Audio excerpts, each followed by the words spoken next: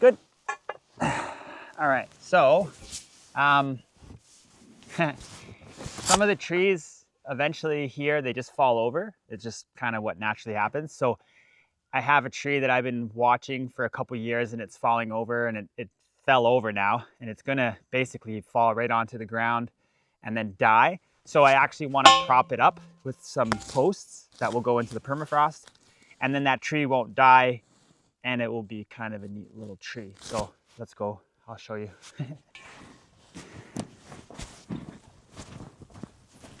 Okay, good dogs, it's quiet.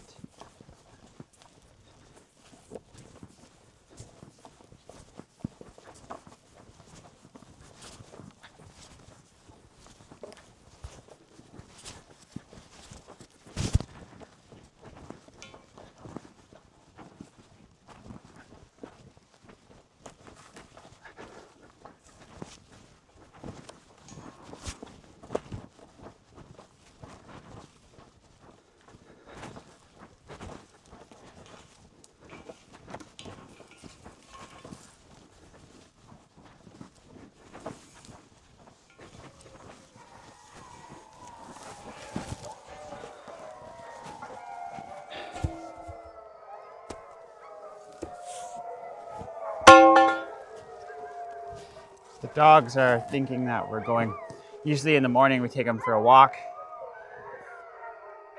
So as soon as you start going anywhere, they are heartbroken because you're leaving them behind. So I'm gonna have to go tell them that once they settle down a minute. Vic! Hey! Hey! Tango! Tango! Hey! Quiet! Quiet! Hey! Quiet! Good dogs. Quiet. All right, back to work. So this tree has slowly fallen down over the last 3-4 years since I've been here. And I like to go for walks, and I found a tree over on the property over there where the tree fell down, but it leaned up against another tree and it didn't die. And then the tree started growing vertical, started shooting up vertical.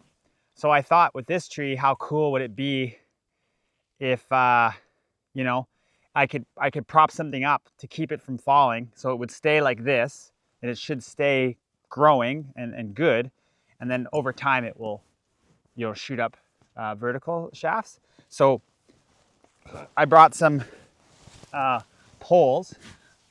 So essentially what I'm going to do is I'm going to pound this pole into the permafrost, and then hopefully get it to be, fairly close to where it is. So when it falls a little bit more, it will fall onto the pole, and the pole will be resting on the permafrost, and then that will keep it from basically falling anymore, is my theory of what will happen. So first thing we need to do is just see how far down the permafrost actually goes here, if it will go down. So I might need to hit this with my sledgehammer. So I might start, let's see, this one a little shorter. Maybe I can get this one in here. Let's see, no, I think that's gonna be too tall. Maybe here. Yeah, probably too tall. The permafrost doesn't go down that far.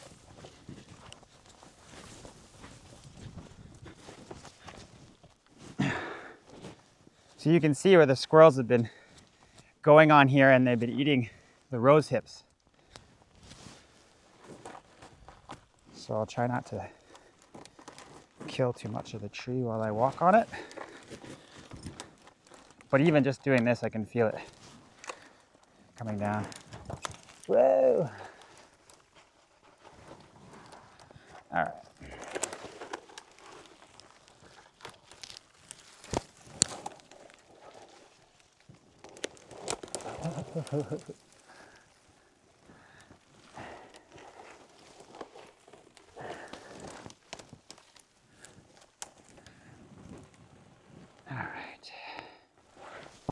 So hopefully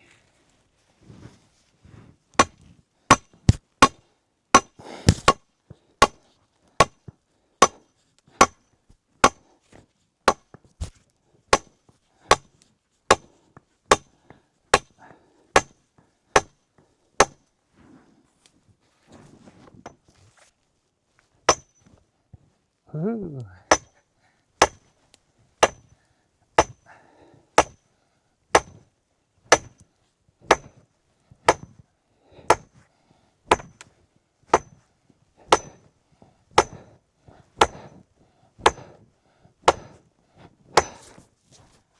Okay, I think that's getting pretty close. So, so now I should be able to rest the tree on it. So what I'll have to do is just bend it over a bit.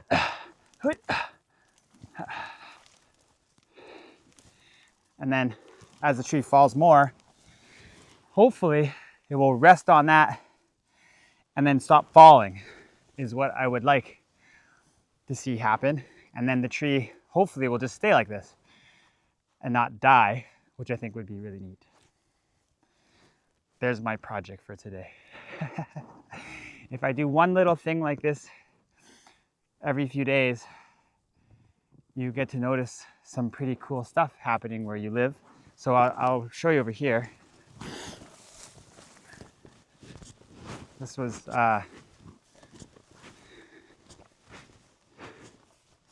this is the start of a willow shelter that we built, and it was the first willow structure that I ever tried to build, and we didn't quite do it right, so a lot of the willows actually died. We did it too late in the year. We did it in August. It was too late in the year for the willow to properly root and survive. But some of it did survive, so every year it grows a bit more, and I bend it a bit more, and in a few years it will be completely encapsulated as a little structure made out of willow. So I just do little things like this. This was the very first thing we built 5 years ago. We used to have the camp right here. So you can actually go, there's a door.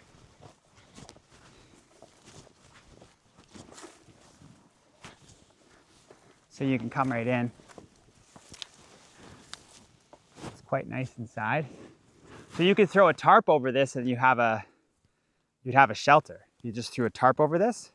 So my plan is to make a bunch of these along the routes that I go with my dog team or canoeing or whatever. Because if I had a bunch of these structures like this built all relatively the same, I could just show up with a tarp, throw a tarp over top, and I would have shelter.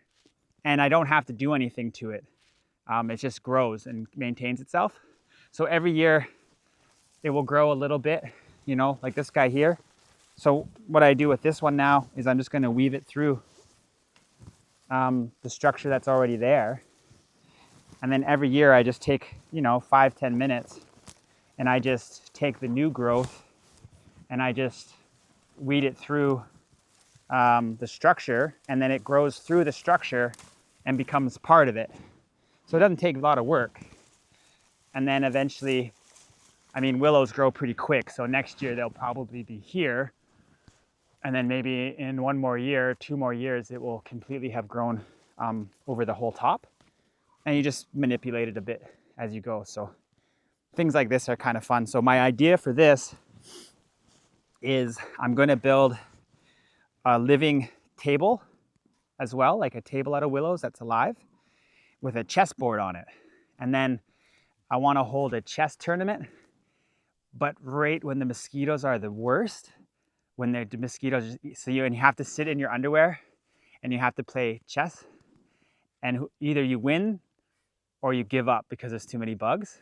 That's my kind of my idea, because I'm not very good at chess, but I can handle the bugs pretty good. So I could probably beat some if I just get good. Yeah, if I just, you know, take my time, the other guy's getting eaten alive, I might be the champion. Yeah. But yeah, these are growing really well now. So I'll leave those for now. Yeah. But this was the very first place that we started building when we first came here. but it's too low. So I'm just turning it into grasslands.